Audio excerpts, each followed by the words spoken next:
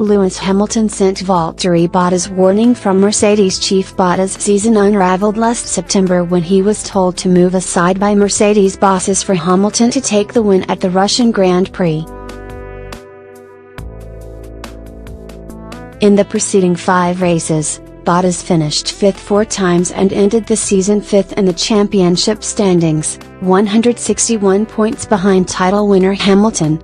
After the final race in Abu Dhabi, Bottas said he wanted to disappear and reflect after a pretty exhausting season. This week, Mercedes unveiled their car for the 2019 season with the usually fresh-faced Bottas sporting a beard.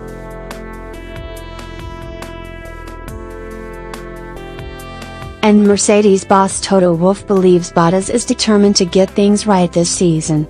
He said, "Valtteri knows he has the full backing of the team to succeed. He's excited to get back in the car and show his critics what he can do. We had a good chat after the break. He was in a good place and has been able to fully reset after a season that was not always easy for him.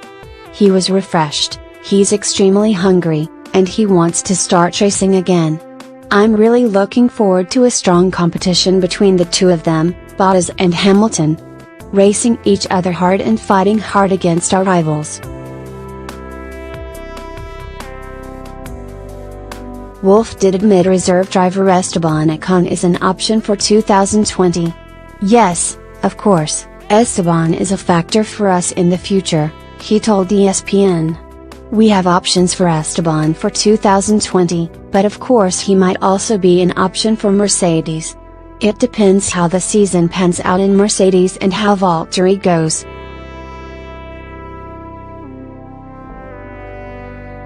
Next news. F1 news, Renault chief reveals Daniel Ricciardo expectations after move from Red Bull. That is according to Renault F1 managing director Cyril Abiteboul, who says the aim is to be a contender in 2020. Has now linked up with the Enstone-based team, having announced the shock move from Red Bull last August.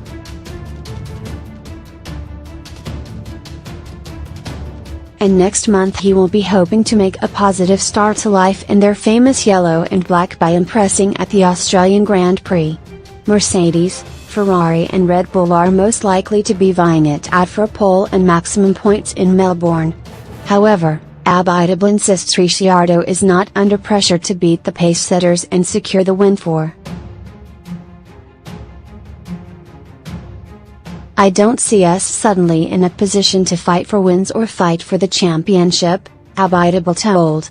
"That is not what we have told him, and he has been clear about that too.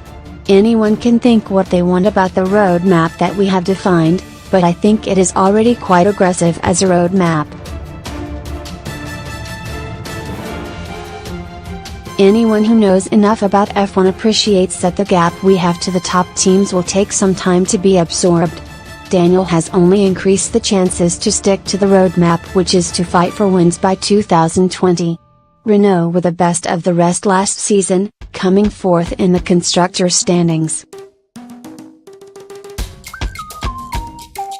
But they finished a mammoth 297 points behind Ricciardo's old team Red Bull, who finished 3rd. Ricciardo's new Renault teammate Nico Hülkenberg admitted at October's Paris Motor Show that catching Mercedes, Ferrari and Red Bull will be a tough task. 4th is an improvement over last year, Hülkenberg said.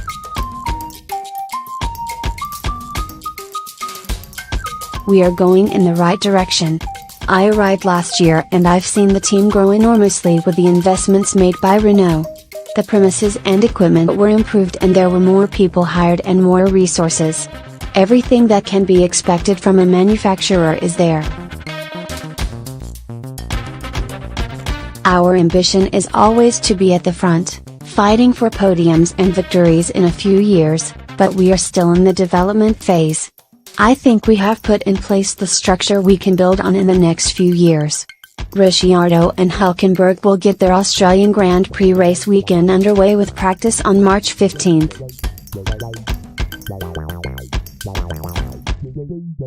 Next news. Robert Kubica exclusive, F1 recovery isolation revealed by former teammate Nick Heidfeld. Robert Kubica is set to make a miraculous return to F1 with Williams in 2019, 8 years after suffering catastrophic injuries that nearly ended the Pole's career. Kubica was recognized as one of the best drivers of his generation before and including partial amputation of his right arm and compound fractures to his right elbow, shoulder and leg.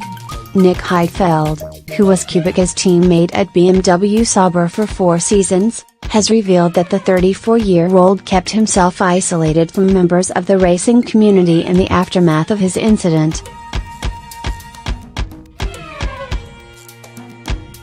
After his big crash, I didn't manage to contact him, and from what I've heard some other people had the same issue, for which I don't blame him, Heidfeld exclusively told Express Sport. It's difficult to imagine what goes through your mind, what you feel and what pressure you have after such an incident. Having a good career ahead of you in F1, then everything looks lost, and then to come back and make it into F1 is very impressive, so I wish him all the best. Heidfeld stood in for Kubica at Renault during the 2011 season and was a match for the new Williams driver during their time at BMW Sauber, outscoring his teammate during the 2007 and 2009 campaigns.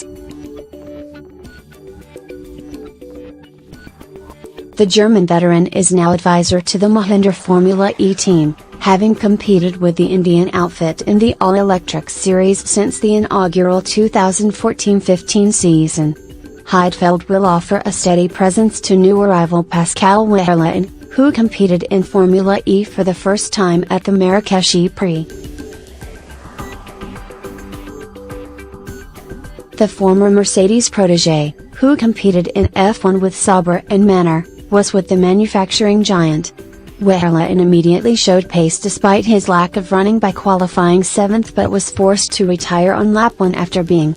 Heidfeld believes the Brazilian's actions should have been looked into by the race stewards, who were accompanied by Red Bull star Max Verstappen this weekend.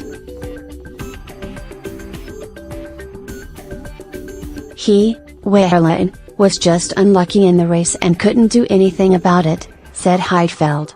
I am a bit surprised that it was not investigated. We all know that on the start most things can happen and it's always very tight, but if you look on the TV, Lucas Di Grassi came from nowhere and just took us out.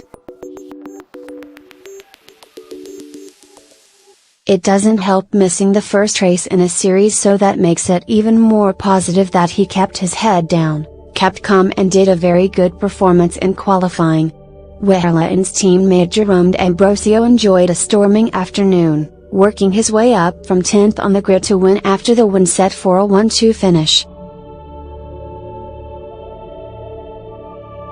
We're looking very good and leading the championship with Jerome, so that's a very positive sign, said Heidfeld.